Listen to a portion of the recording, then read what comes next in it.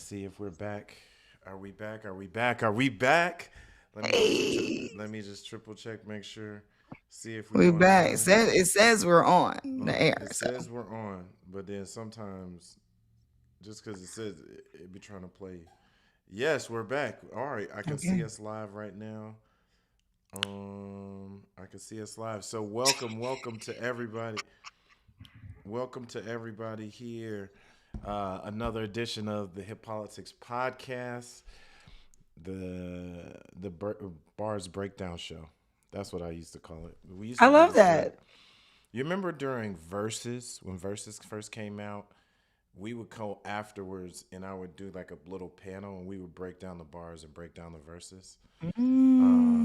And I Mm. think this is and I want to get back to that because I love listening to hip hop and breaking or speeches and things and breaking down the bars. And I think this is a version of that. But for all those that are maybe not watching this live on YouTube or watching this later, or for all those who may just be listening, tuning in on wherever you get your favorite podcasts or audio, it is your boy, Mr. Cameron Calvin, aka Mr. Hip Politics, aka Mr. 216 to the 202. The founder here of Hip Politics. You got me back on the mic for this one. This was a special surprise comedy special breakdown by one of the goats, one of the legends, probably one of the maybe boldest, definitely funny, one of the probably greatest cultural orators of our time right now, Dave Chappelle's The Unstoppable, also known as The Unstoppable Nigger Act, but The Unstoppable, his most recent Netflix special. And when I, ooh, excuse me. Oh, you all right? Yeah, I'm all right. I got a little water. Um, when I thought about who to talk about this with, I had to somebody who understood the culture, someone who thinks differently than me, but always brings smart and I would say alternative insights, like something that I'm not Mm. thinking about. Somebody who understands business, The somebody who the new understands AI politics. alternative insights. Insights. That's the ooh, I like that. Can I coin that? There you go. I want to, and then somebody I know I always have a great time talking to. We talk every week. You can catch us every Tuesday morning on SiriusXM on channel 126, Urban View Morning Radio Show, and also on Sundays you can catch her also on Sirius, the host of the Omi Show, the one and only Omi Bell. Good morning. Good morning. Thank you. Thank you. Oh my God. Oh, Sit I down. Sit think down. It's okay. there might be more applause. More applause. Yes, yes.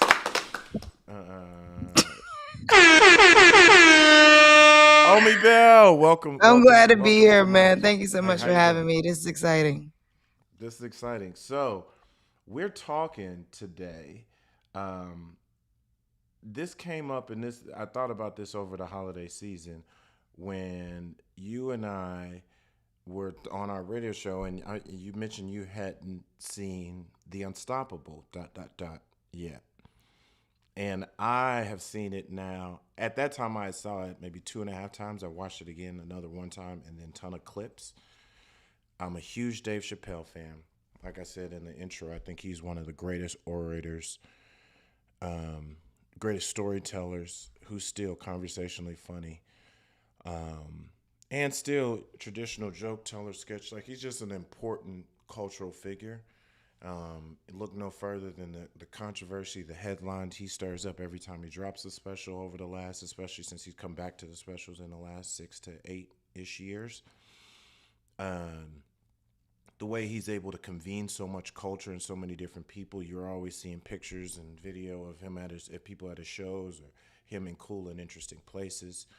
Um, And because he holds a piece in our heart due to not just, I mean, some of his earlier movies, The Half Bakes, Men in Tights, but really it's the Chappelle Show, his seminal show in the early 2000s that you still will find clips of that feel like, it almost feels like he was a fortune teller because some of these things that he's talking about can be applied. Don't you think, like in real time? I was seeing old clips of him talking about going after the oil and pleading the fifth. So many different things he talked about in like what was that, 02, 03, that are relevant in the 2020 in the 20 teens, in the 2020s and on. So when his show, they had the Jake Paul, Anthony Joshua, big YouTube fight. I mean, big Netflix fight on Netflix. And to announce the special halfway through during one of the rounds, they just went. I don't know if in the actual stream, Dave Chappelle was at that fight, and then they cut to him, and he's like, "You know what? Hey, what up, everybody? You know what? I think I'm just gonna. I had something to say, so I'm gonna drop a special. It's on right after this." And like that's how it was announced. And then so as soon as the fight was over, like halfway, you're like, "Oh man." I haven't seen the numbers yet because Netflix normally doesn't report the numbers, but I've seen the clips. If the clips are any indication, I'm seeing clips that regularly getting a million, hundreds of thousands on YouTube, Yeah. Instagram, TikTok. It feels like it's. I've seen tons of think pieces and headlines already. I've read maybe 4 or 5 of them. I've seen dozens of them across the spectrum, not just in Black world and media world, entertainment. It's been talked about on Fox News to MSNBC. So he did what he's supposed to do. Um, but at the end of the day, it is a comedy special. So I want to kick it off with this something as simple as, you think it was funny? So here's my thought on that. One, thank you for having me. I'm excited to break this down. I tried to watch it a few times, and admittedly, I fell asleep a few times. But today, I sat up and I sat down, and I was like, you know what? And I wanted to even just like take notes, but now I was like, I don't want to do that because it's gonna put me too deep in being in just analysis. So here's what I say. I don't. Was it funny? No, essentially. But I mean, I don't think you expect that of Dave Chappelle. Like he's moved from, okay, you talked about, I mean, there were some funny parts, but it's conversational funny. It is like it's a seminar with funny moments. That's what Dave It's Chappelle a is now. seminar. Can I get that? It's a Yeah. seminar with funny moments. It's a seminar with funny moments. It's a seminar with somebody that is a comical person, right? Like that's essentially like classes in session nowadays with this Dave Chappelle. The older Dave Chappelle who had his own show, did a lot of slapstick in your face, let's make it funny. And he's super talented. Like love him, right? He's definitely the greatest for sure.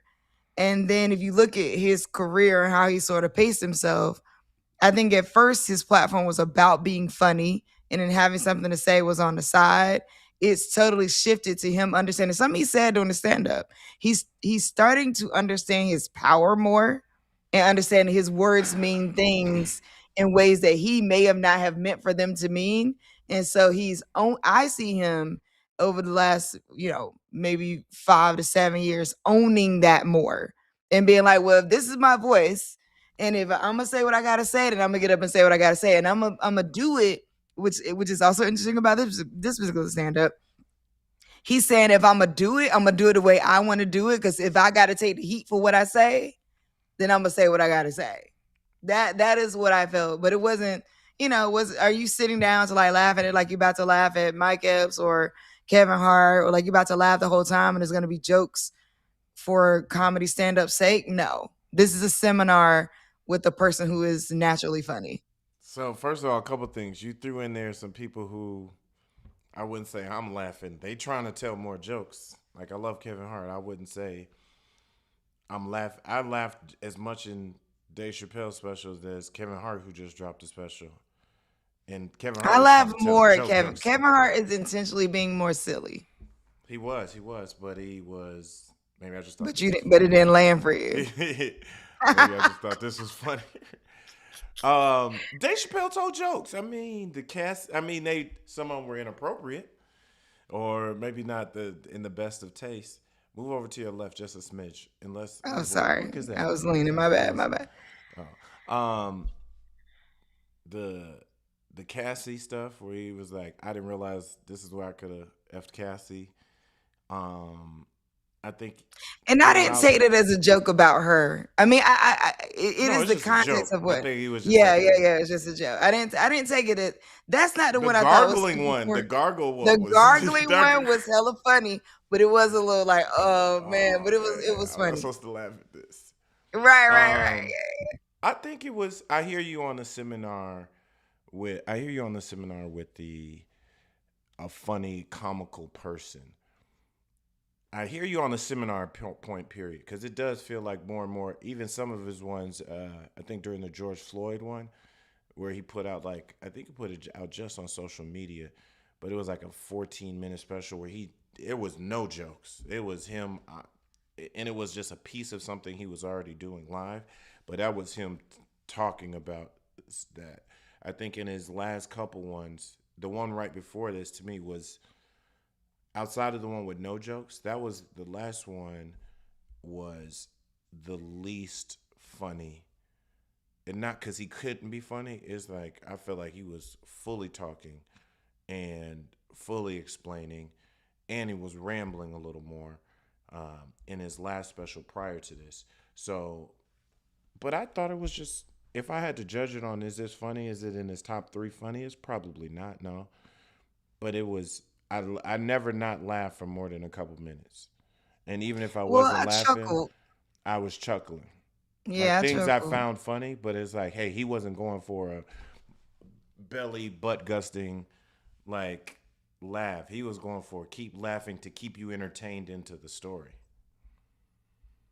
Yeah, yeah. No, I think that's right. So my favorite joke, or the part where I actually burst out laughing, was during the long closer where he was talking about Charlie Barnett, I think is the name. Mm-hmm. And he's like, and Charlie Barnett died of AIDS, because you're thinking the whole time he's setting it up to be like, oh nah, he went to see Dr. Sebi and Dr. Sebi helped him, and like, you know what I mean? Like you're because of the way he connected the arc, you're thinking he's about to say like So a thing. something deep, something Right, like, right, right. And yeah, he's oh, look like, how he was redeemed, and it was like, right. And it's like, oh, nah, short he still story, he died of died. AIDS. Which So like I that should I part. be laughing at that? But it caught me because it wasn't the joke wasn't about him dying of AIDS. It was about the fact that like conspiracy theories and how. So here's what I would say: this is not a stand up that somebody can go and tell you about. So that's what I realized after I watched it today. I was like, oh, there's no way Cam would have been able to explain this to me, because, and that's what, when he kept saying like this is difficult to set up, this is difficult to set up, the story arc in it was almost book written level.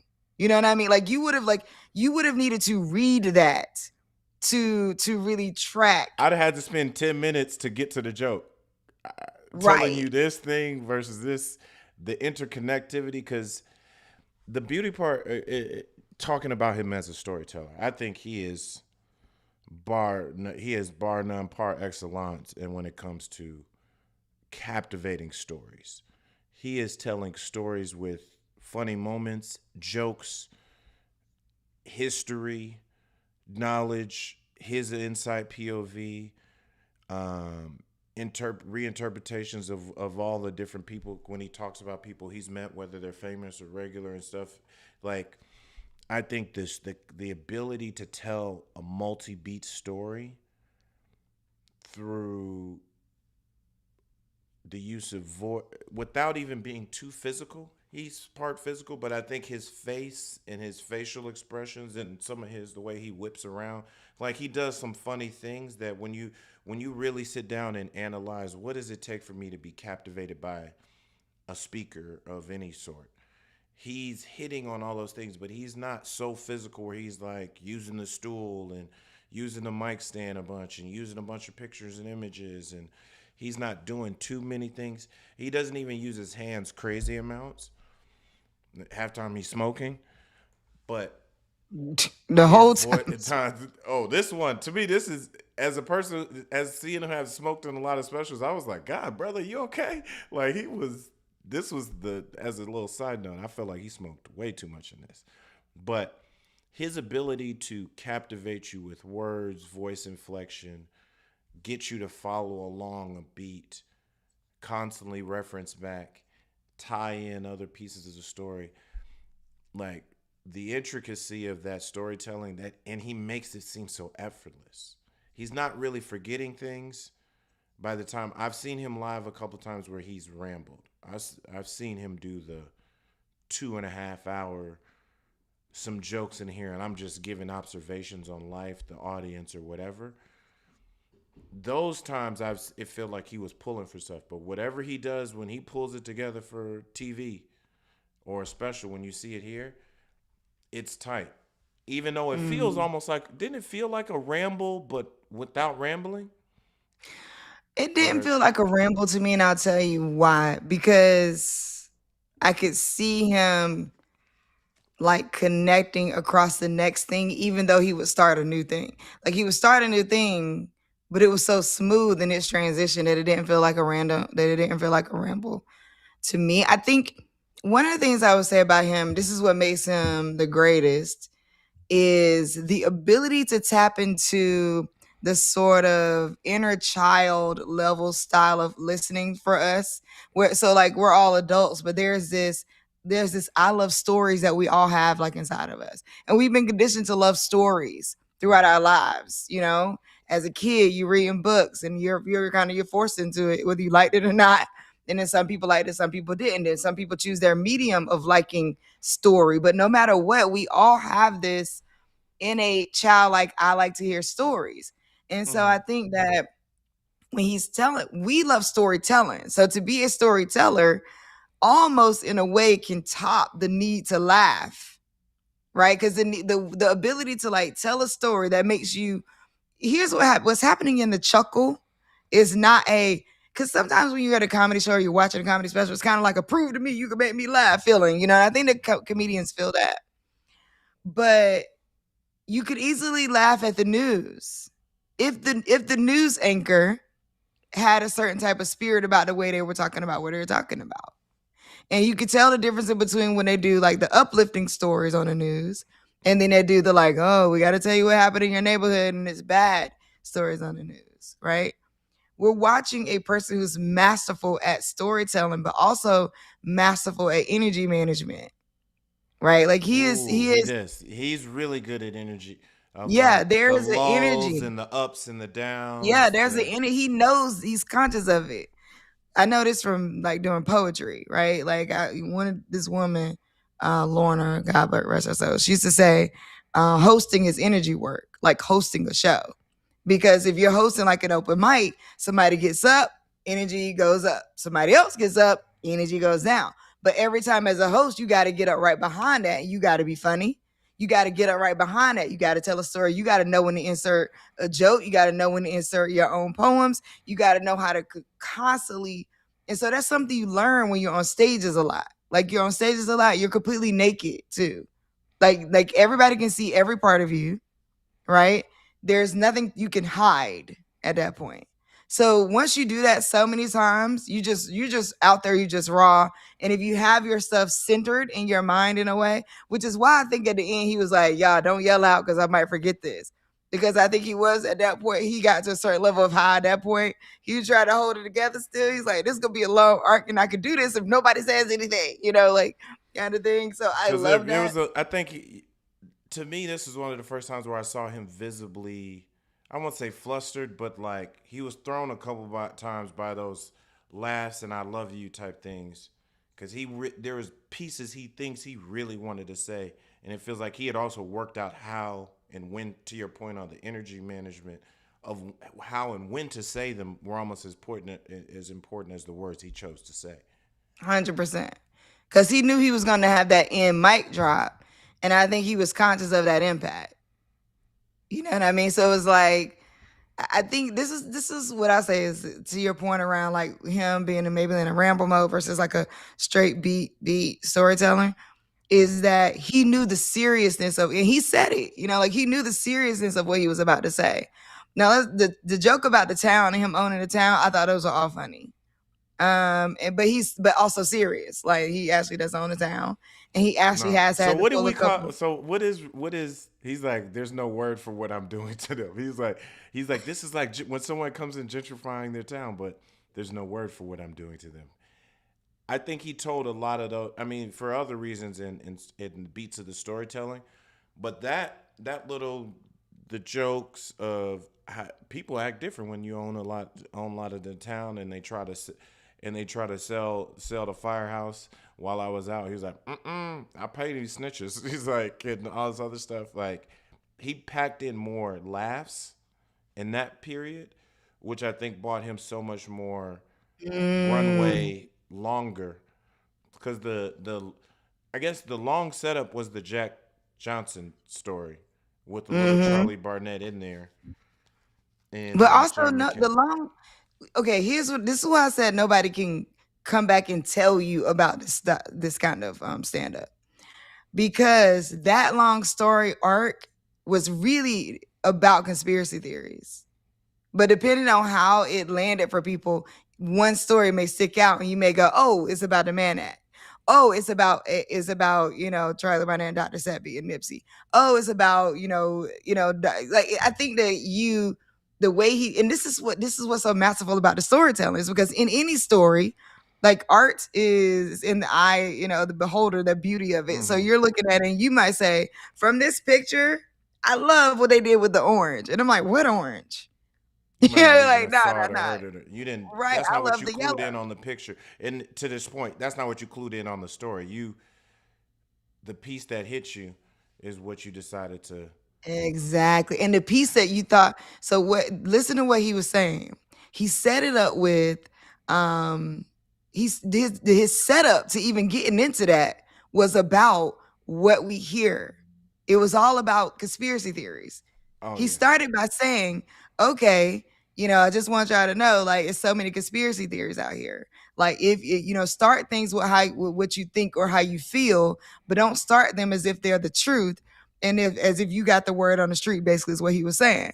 And so he started everything, that whole long closing, he started with, I think this is what happened. And if you notice, at different points, he would say, no, this one was actually a fact. So there's moments where he would say, no, this is actually a fact. I know this for sure. And then a lot of it was painted with the idea of conspiracies. So I think that the drawing together of the Jack Johnson and the Great White Hope and and the one thing I loved, and I'm like, why didn't Cam say this? Was the quote that Jack Johnson had was like, I risk everything for my pleasure. That is such a strong quote to bring into that whole arc, because it really sat on what Puffy was doing. Right? Like, he's clear that, Yeah. like, hey, this dude helped me. I'm not completely against him. I want to be clear about my bias. But then he brought in that, I risk everything for my pleasure. And for me, that hit. Like, I was like, yo, that's that right there. When you Yeah. say it hit, what? Because I see immediately thinking about it. Like until you said I wasn't even. I hadn't even keyed back in on that. But that was just a powerful quote in a way. It frames so many different people, so many people who do so much, and I think that the larger story. If we could pull it out of Dave Chappelle, what's going on? This dude and the dude Sharon Moore who got fired from University of Michigan, like a million different everything going on with the Epstein stuff, and like all those people who are these are people who have some their pleasure sick or whatever, but they have risked everything that they've built Bill to Cosby, build, yeah, just which he threw that to in get it out. there. He threw that in there too with the cup. You like, I got that Bill. You know what? Yeah. So, But another question I had, it just so let's you we talked about it for a second, the Diddy thing. And it feels timely, like clearly this was recorded before the most recent Diddy documentary, the 50 Cent Diddy documentary. But because I was just like, I was like, man, this is some really good foreshadowing. But A, Diddy had already been sentenced. B, by the time, because this was only a couple months old. I actually remember I tried to get it. I wasn't in town. I tried to get tickets to the show because he recorded this in DC. But I was out of town when it happened. Uh, because he did that, and because there has already been so many thrown together documentaries, I was like, oh, okay, I see where he's pulling this from. But it was like that made it even felt even more timely because we're still. I mean, the Diddy documentary is still in the top 10 shows on mhm. Netflix 2 weeks later, which like for Netflix that's a huge accomplishment because stuff is going only in there for a day, 2 days max. So people are still watching that at scale. Um, the Diddy stuff was, I hear his bias, and I think he protected himself. At no point was he like indulging in Diddy, indulging in that. He's done this in other points where he's talked about OJ. I don't know if you remember several specials ago, kind of when he first started coming back, and he talked in depth about like meeting OJ Simpson and stuff, and humanized. And that was before OJ got on the camera on show and stuff. But he's done this about humanizing certain people that it's almost the anti of like you would think, all right, let's pile on to Diddy. Diddy got convicted, all this stuff. Let me say all the negative or go for all the obvious jokes. But he talks about his bias. He talks about his humanization by being there with these people and telling his POV and his story. I was curious to how did you feel like it went too far? Did you feel like he made too much light? Like we mentioned a little bit like the Cassie gargling joke. I mean, I know I shouldn't have laughed at that, but that joint was too fun. It like because it came out of nowhere, and like or the point where he said, "Yeah, I didn't know this is where I could have fucked Cassie." Like I didn't know. I laughed, and I'm glad. I was like, I'm glad the camera's not on me, and I'm not laughing in front of this because this is something horrible that had happened to somebody and people. But I don't know. What? How did you? So How did you? I'm glad I have a such a conscious woman like yourself because I'm curious. I'm just curious to how it hit home yeah. because I know my So biases in watching it. there's a couple things. One point I don't want to forget, I want to say real quick is this whole stand up, in my opinion, felt like a setup for almost a new Dave in a way. And what I mean by that is like the ownership of his voice, the noticing what his voice means in the Middle East versus what his voice means here, or what he's able to do in the Middle East versus what he's done here. And then the way he started with that Mark Twain Prize part with his mom, that was like, sometimes you got to be the lion to be the lamb you really are. That to me was a setup for like who we're about to watch and why he is. And also this like, I'm gonna say what I gotta say because I gotta stand up right now. That's where that Israel, like support for Israel piece came in. He's like, I gotta say what I gotta say. I'm gonna say what I gotta say up against like transgender rights. I'm gonna say what I gotta say about my thoughts around the difference between being in the Middle East and being here. And I know people are not gonna like some of this, and people already didn't like what I was talking about. So hey, I'm gonna put this out here now. There was a setup to all of it. Okay. So going to the parts about the him joking about Diddy and Cassie and that kind of thing.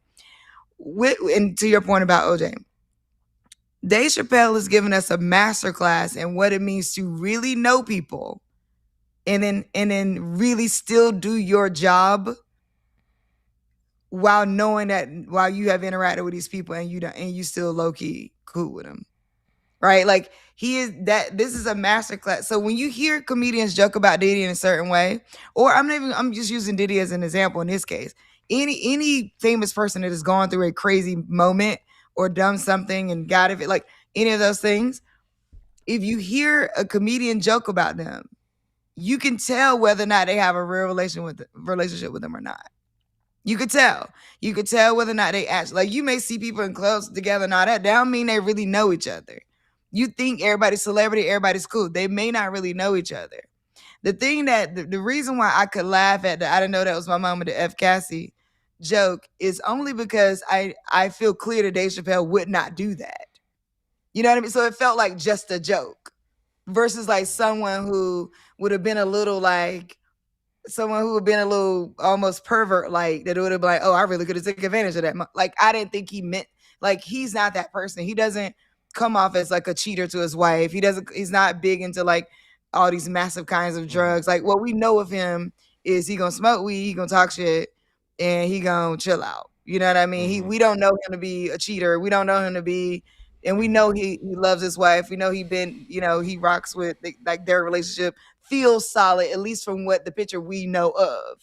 So I that agree. I moment agree. was a joke, right? And so it felt okay to be like, oh, this is a joke. In that moment where he was like, oh, I didn't know that was my moment to do this thing. In terms of the gargle one, I think it was one of those like on the fence kind of, it was one of those like Dave can do this because he's Dave Chappelle kind of jokes, but it was like, oh man, come on. You know, it's one of those like, come on, man, don't have But me at the like. end of the day, that's what comedians, especially the But have you biggest. seen those posts that'd be like terrible posts making fun of something and be like, if you laughing at this, you're going to hell? It was one Yeah, of those moments. yeah, I get you.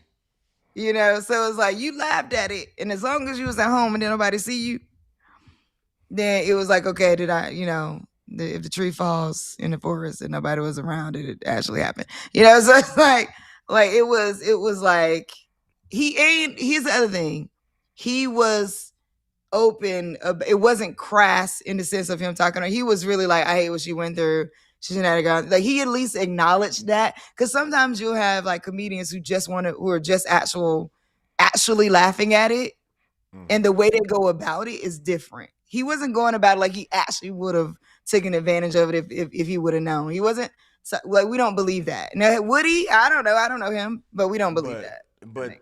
and you mentioned something there. The reason why he's given this is an exercise in a superstar comedian, a person that has real equity with his audience and the general public audience, because there are in this day as specials and comedians' words being parsed and picked apart, and the bigger you are as a comedian, the more likely somebody's gonna, like I said, write a think piece, try to get some clickbait out of it.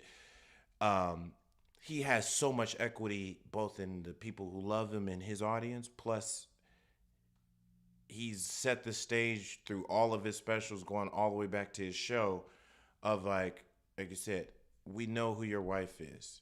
Even if we don't know your wife, we know you how much you talk about her. You're not in the news for scandals and dealing with everybody else. I don't really know you, but the energy, we do not know you as a genuinely true mean guy. Things that you're Yeah, trying to do that. both in comedy and out of comedy. Hey, he talked about the homeless project, which was funny because I was like, oh, I looked it up. He really has been working on this homeless, like some I guess homeless and um unhoused like services project, but then he turns it into, no, I just have them doing the Thriller dance and watch out. So I mean, he made it light of it, so he didn't go into in depth there. But what you know of him as a human being, philanthropist, good natured person, and it's something about somebody who's really always trying to talk about these race and cultural relations and make fun of them, but teach. I think because he tries to teach so much, it's like, oh, I'm giving you so much more of the benefit of doubt across the board in what you're doing. So none of that really landed, to your point, as like super malicious, mean, even if I'm not supposed to, in good company, laugh at this. But I mean, also, this is stand up comedy, man. I mean, different people got to try what they got to try. If you're true to yourself, like there's some people who make these crass knock knock jokes that just may not be the comedy you're into, but maybe they have an audience for that.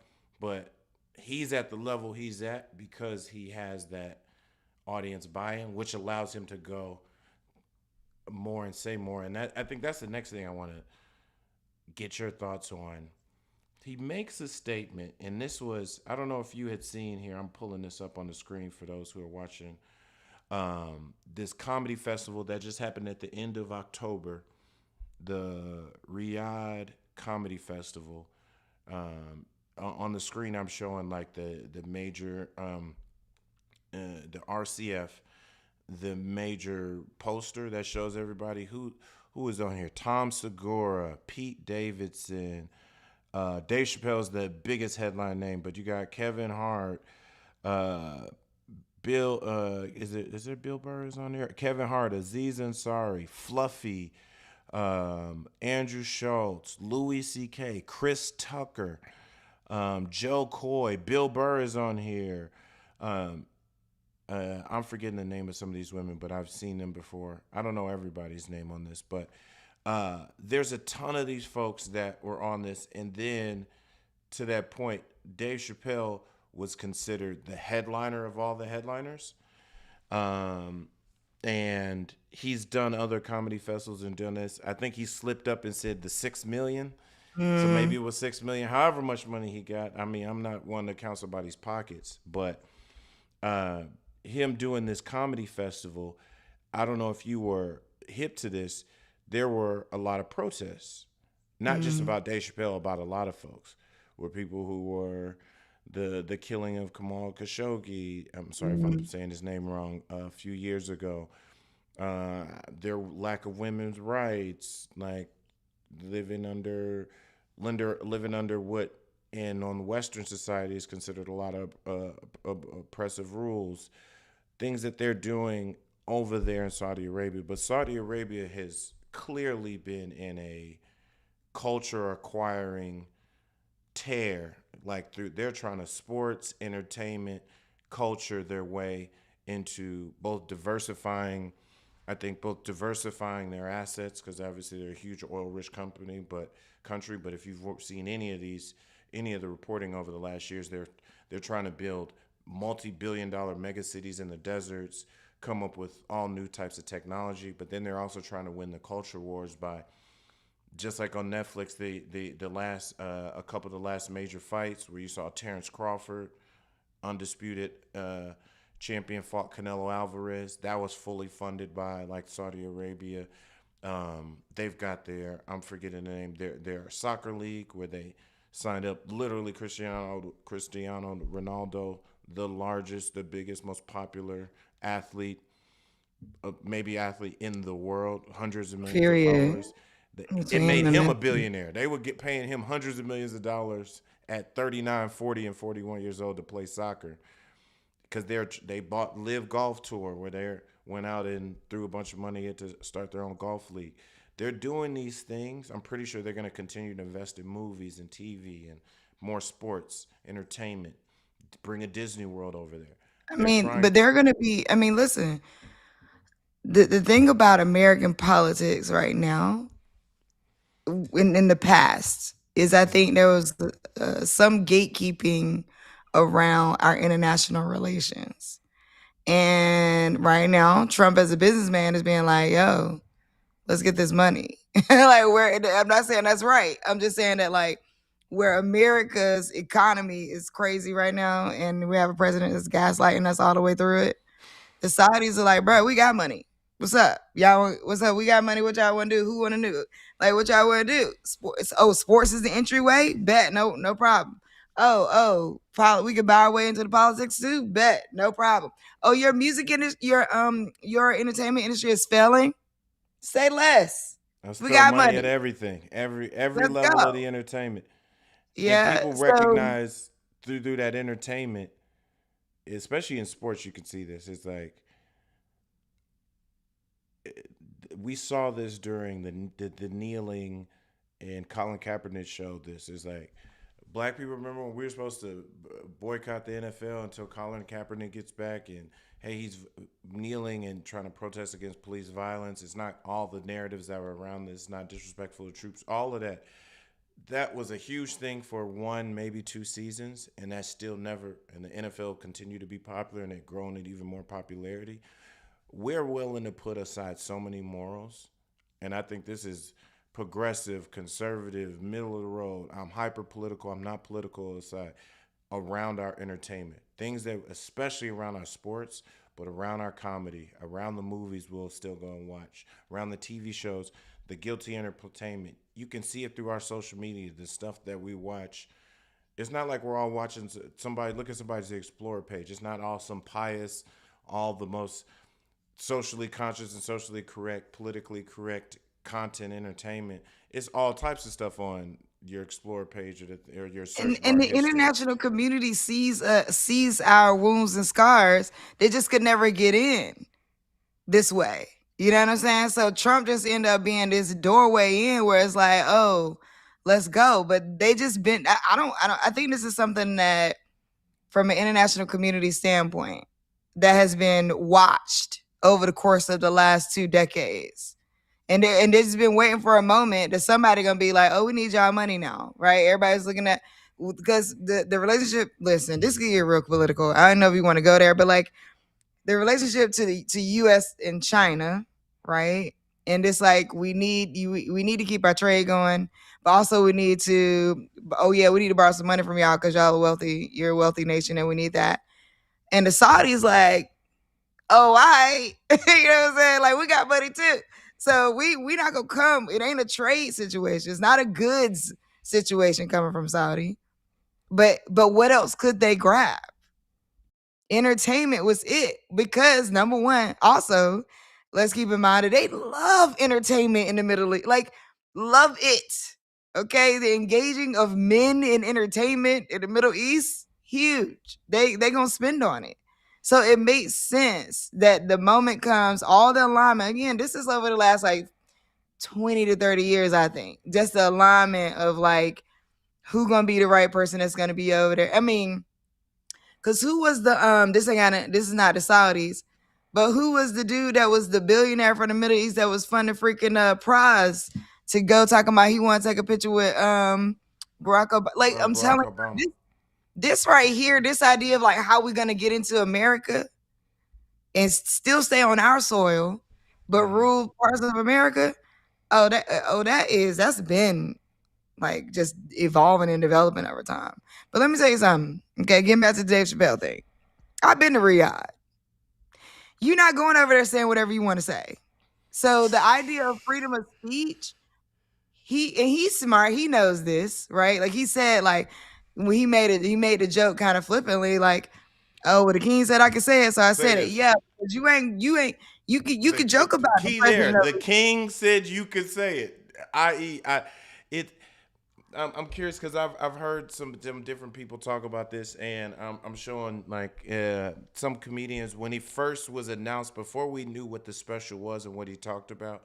Like I said, there was a wave of articles and saying like he's accepting all this money. People weren't sure how much money, but seeing him headline that festival, and he made freedom of speech jokes there while there. That some of the reporting it got back, so different comedians were responding to him online. Different people, whether they agreed or not. A lot of non-comedians, cultural commentators, news anchors, pundits are all talking about it. But in this special, I think this is something where I felt Dave Chappelle was Okay, masterful in wait, his. keep talking. I need to make a switch No, real no, quick, but over here, keep talking, keep no, talking. no. I think this was one of those times where Dave Chappelle was. I think he was masterful in. Dave Chappelle was masterful in his ability to keep us focused on what he wanted us to focus on. But I also think I think this was where Dave Chappelle was being somewhat intellectually Dave Chappelle was being somewhat intellectually dishonest around this because he was consistently trying to set us up to say, "Hey, I have free speech," and like I think that the theme was, I can speak more freely over here in Saudi Arabia than I can in the U.S. So I'm gonna take this money,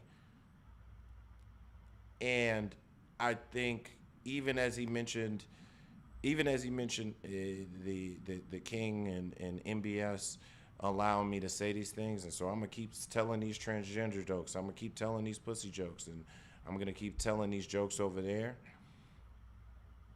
I think he's so smart and he understands of the depths of the cultural repression and the human rights violations and the repression of Saudi Arabia that I don't think he was as true to. But to that point, I think he was not saying it to focus on the hypocrisy of almost America versus America to Saudi Arabia. I think it was the hypocrisy, and as he talked about Israel, and it's like, and what I took from everything out of Saudi Arabia, and I'm not here to cape for Saudi Arabia and their history of whether it's the killing of the journalists, whether it is religious or not, how they're treating women, immigrants, all the different stuff. I'm not here talking about that. I think it is the real point he was making was that we in America get to choose who we side with and whose sins that culturally and our government decide to I'm going to work with and totally ignore on so many human rights violations, or I'm going to ignore the bad things this country's doing because of the need I have with them versus another need I have with them. Or there's a cultural connection here that makes sense. There's a strategic defense alignment that makes sense. For whatever reason, the hypocrisy is that we in America decide who's the bad, who's not the bad, when I can show you a mirror to what all these countries are doing negatively. When you start thinking about, I thought about that NBA moment where Daryl Morey, who at the time was the general manager of the Houston Rockets, and now is the general manager of the Philadelphia 76ers, he made a comment, a brief tweeted comment about not slavery, but about genocide or oppression in a Chinese province.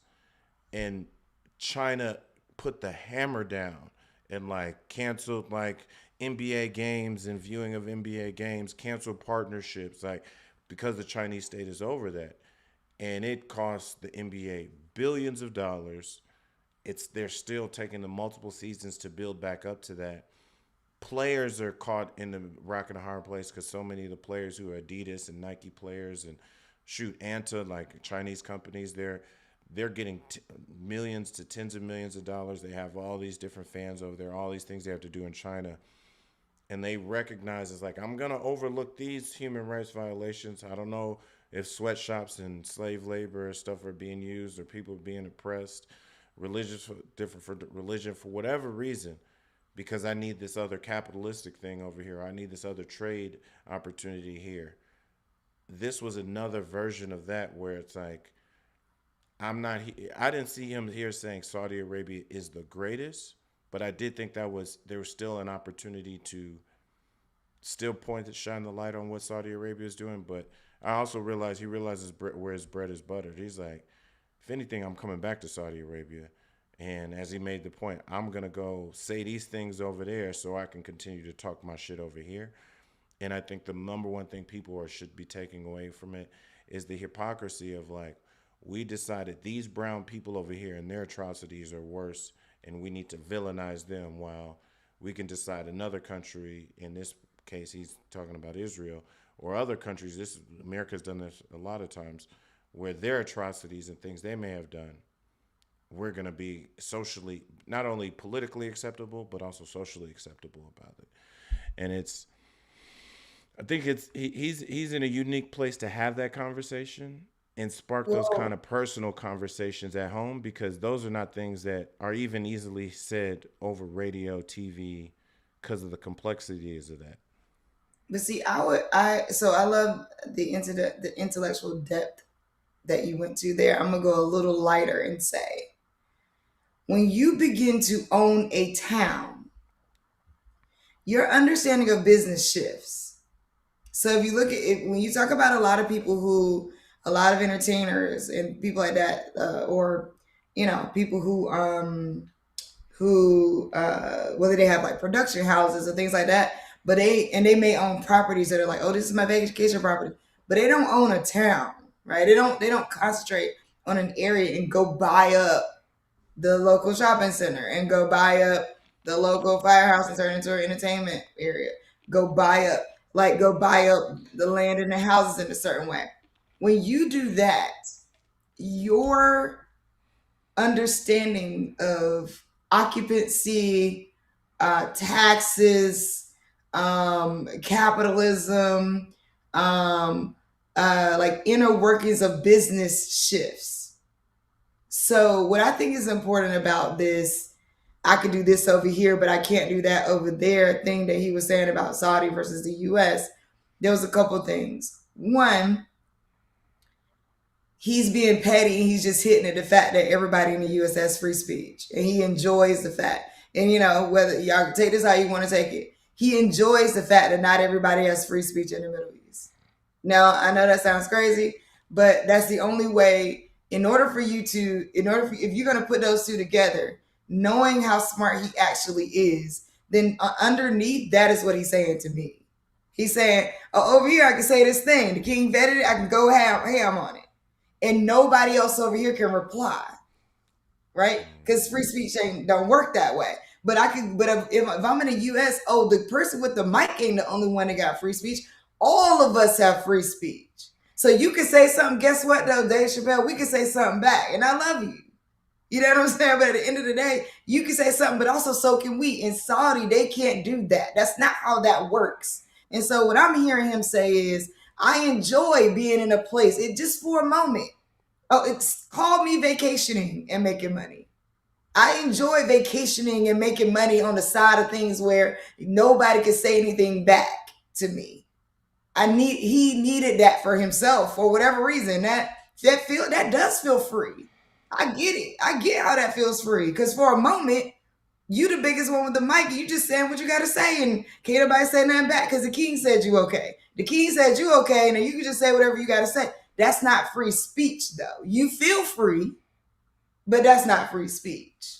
And so, and I respect the freedom feeling that gives you. But what was bigger inside of, to me, that was along this thread was, if I'm ever co-opted, because again, from a business perspective, when you own a town, your perspective is going to shift.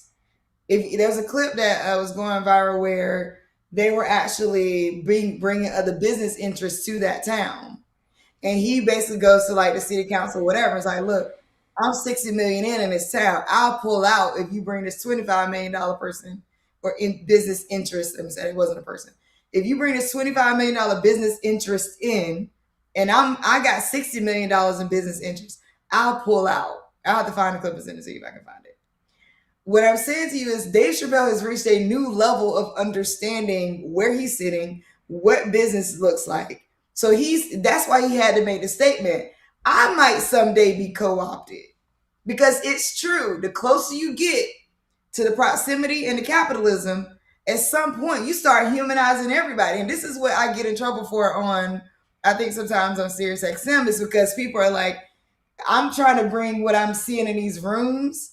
And then people are like, wait, hold up. Nah, but that ain't right though. And I'm like, but y'all don't understand. And what I think that could be he's on the path to it happening to him is when you do know a Puffy, or you do know the king, or you do know these people, your ability to talk about them changes because now you got to joke about them differently. Now you can't joke. I highly doubt there was any jokes in there about the king that the king didn't approve. If any, because he can't. If he does joke about the king in a certain way, the king risks some things, right? And so the king has to be like, I approve this, but you can't say that, because the king risks respect if he lets them, any comedians, come over there and downplay him in a certain way. Because guess what? They don't all have free speech. Nobody can talk back. Even his other princes and other people in royalty, it's like, no. Things I'm about to let Dave Chappelle say, y'all don't even start thinking that you can just be talking like this, because the way the power structure is set up there. Yeah. So I think that's why he said, one day I might be co-opted, because he realizes his proximity to certain levels of power is shifting. It ain't about, at some point, it's not purely about money. And I think people don't understand. It's hard to explain that, because it's like, yeah, but money. And it's like, yeah, money, yeah. But like, when your proximity to power, and you start to see like, dang, this dude can just order that thing to happen. So even when he started talking about assassination of Charlie Kirk, and I also thought that it was interesting the way that he talked about Charlie Kirk, because it was almost like it wasn't as condemning as I thought that it could have been, in a way. I don't know how to. I don't feel like the entire Charlie Kirkness of it, I don't think he even really dived into. Charlie Kirk was this is happening in the world, a device. What Charlie Kirk was doing was okay. Like he didn't dive into it, but he also didn't criticize it, which I thought was interesting. I think it wasn't, because so much of the Charlie Kirk conversation has been about the disrespect, the dismissal, the overt and undertones of racism, how the perception, the indoctrination of what his clips and his thinking has done in so many different places. But bruh, How But do you he just say? made it. He was talking about him like, hey, this is an internet dude, and like, I think if But anything, he would wanted to make sure he separated him from Martin Luther King and other stuff. He wasn't really. I'm not that was diving into the why rightness and even wrongness of bring Charlie that Kirk. up? Why even bring that up? Because and then compare it the way he compared it.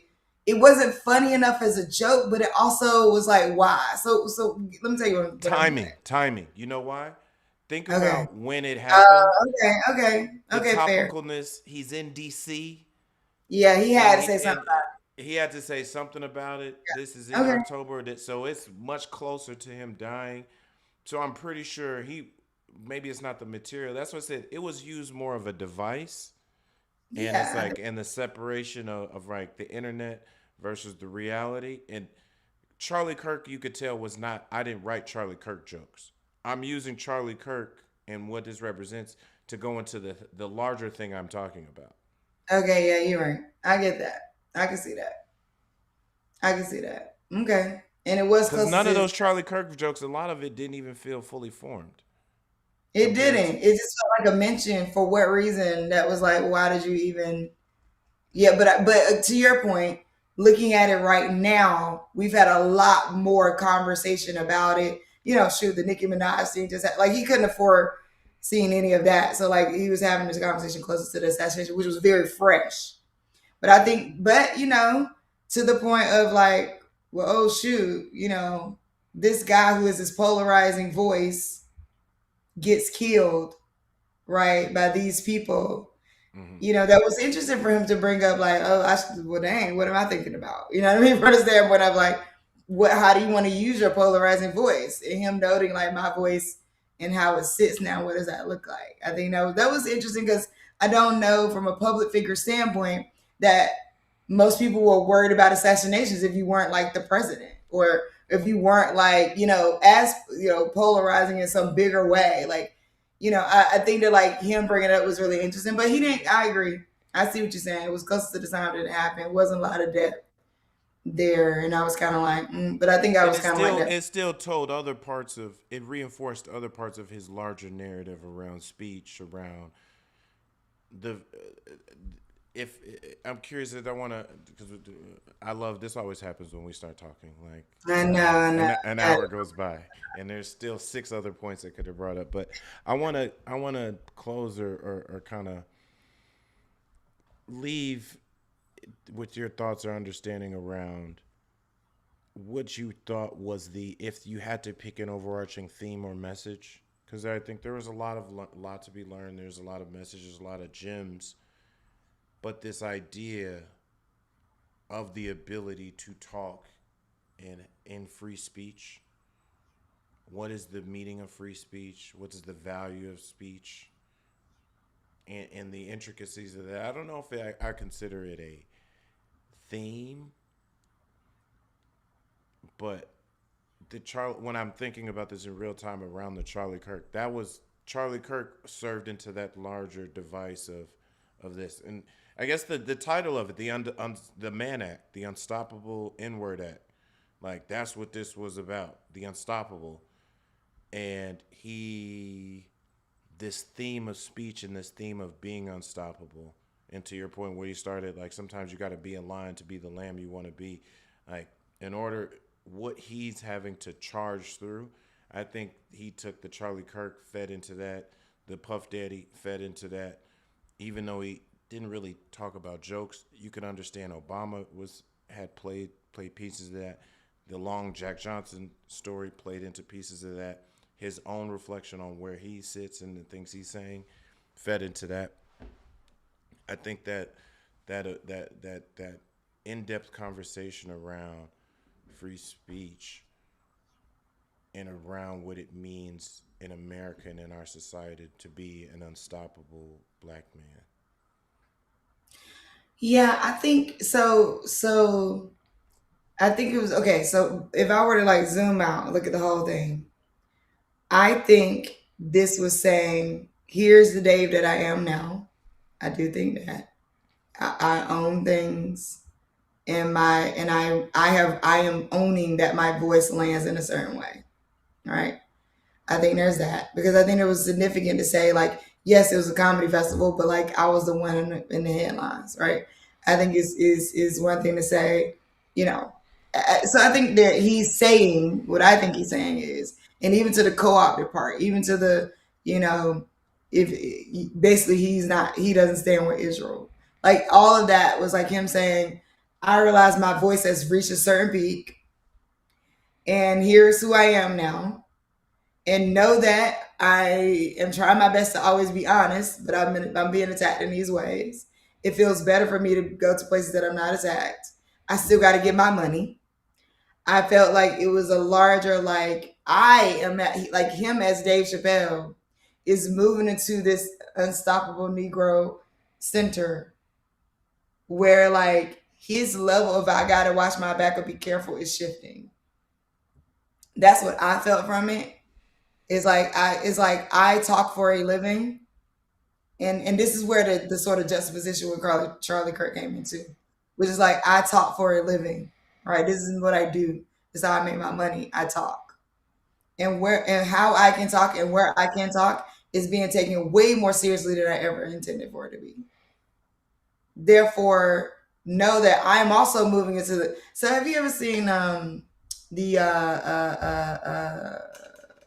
Lord James Brown movie, the James Brown Oh, to get biopic? on up? Yeah, yeah, the biopic with There's a Chadwick. point where they're on the plane. I think Dan Aykroyd is playing the lawyer, if I'm not mistaken. But anyway, he's talking to him, and they're talking about the time when James Brown calmed the riot, when everybody's starting to like get into riot mode. And he's like, hey, everybody calm down. It was like a concert is or something. He calmed it down. And then when on the plane, he's talking to the dude who's playing his manager. And I never forget this because I think about this with people like Dave Chappelle, with people who get into these spaces. And he's like, he says like, yeah, like he tells him like basically like I think the FBI or something is like watching him or something. It's like, oh now like and he's like, why are they watching me? Like I'm helping. I calmed the riot, right? And then the lawyers, the lawyer actor was I think it was Dan Aykroyd, but the person says back to him, because they know if you can calm a riot, you can start one. And I think that like there's something about the power of voice of our entertainers when they get to a certain level where they have these abilities, and whether or not they understand it is where the man act comes in my opinion. Mm-hmm. So like understanding that like you are not an unstoppable Negro, you have unstoppable Negro syndrome. Right? But they will find a way, and you risking for your pleasure takes you out of consciousness in a way, in a lack of understanding of where your voice has reached, what your impact has reached. Or you just drunk the unstoppable Negro juice. But guess what? They know if you can stop a riot, you can start one. And so at the end of the And that is what day, they every fear. Every power that be fears that. exactly. So him ending it with I might be co-opted, so I need to have a code word was also really strong, a strong point for me. Cause even you going over there getting paid by the Saudis, you think you're not a leverage point, bro? You Like think they would might you not have you over there and like you're not getting back unless you're doing this, that, and the third? They're just or one day you gonna get that phone call. You talking about sitting beside the phone getting a phone call for money. No, you get that phone call and be like, look, we need you to go on stage and say this. Look, we need you. Hey, we're gonna pay you 10. How far will you go? We're gonna pay you 10 million, but we need you to say this because the people acting like this. We need you to say this. Will you turn that down? Right? Like, you know what I mean? So I think like it's a thin line in drinking that unstoppable Negro juice. And again, to his bringing it back together. I don't know if now I'm breaking it down like Kendra bars. I don't know if he meant to bring this together this way, but even in that, getting paid to go to Saudi and like you drinking that unstoppable Negro juice, bro. Like you better be careful. 'Cause you know what I'm saying? Oh, you thinking it's sweet. You know, like, oh yeah, yeah, they pay me so much money. And I say what I want to say. And then you get over there and they be like, yeah, so don't say this joke right here, because right now the people we don't want the people hearing that joke. It's, you know what I mean? Like you get over there. You done vetted the jokes, like it's fine. Then they're like, oh no, don't say this. Hey, we said you could say this, but today something happened on this side. Now you can't say this no more. You can only do these 3 jokes. And you like, wait, what? Then you realize how much control you really have. So I think that like he is also saying he might be drinking a little bit of that unstoppable Negro juice too. But And so he's aware of it. I feel like he's aware of it. He's aware. Even when he said he talked about a man act, he also said, "So in my profession, I have to be aware of that, right? Like, are you willing to the point of I can get more money over here and I could be more free? That's also a sort of kind of pleasure. Are you willing to risk everything for your pleasure? Are you? Audience, I'm curious. Were you willing to risk it all? Was it funny? What was your favorite story from that? Is it something you learned? You think Dave Chappelle was on some BS, like, and he just was up here talking? I'm curious. Please leave in the comments. Make sure you like and subscribe. The Hip Politics Podcast. Tune in for these special live stream episodes here on YouTube. Make sure you follow Omi. Where can people find you? At Omi Bell on Instagram, the Omi Show on YouTube. And also tune in every Tuesday morning on channel 126 on SiriusXM, Urban View Morning, to catch Omi and myself. Thank you again, Omi, for joining me. Like, thanks for watching it and watching it so intently. Again, this happens every single time. I'm always going to hear from a different voice and a different perspective that gives me something to think. Hopefully gives our listeners and viewers something to think about too. But with that, this has been another episode of the Hip Politics Podcast, live edition, bars breakdown. And we are out. Peace. I promise, I've been told this in DMs before. I'm going to come up with a new closing, but for now, it's still peace. Bye.